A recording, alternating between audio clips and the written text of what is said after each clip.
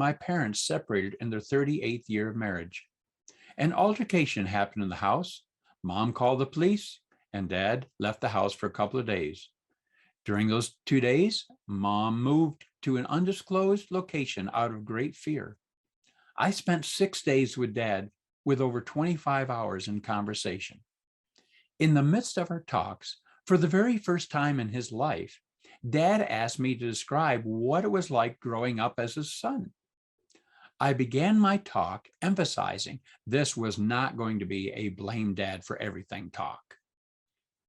2 hours later, he looked at me very intently, saying, "Dan, can you believe me when I say I am sorry?" I replied, "Dad, I easily believe you because I see it written all over your face and especially your eyes." He broke into loud sobs and cried from the depths of his heart. I had never imagined this scenario before. I stood, held him for 5 minutes, then he stood up from the table and we hugged for another 5 minutes. Right then, folks, my lifetime fear of authority figures vanished. I felt the freedom.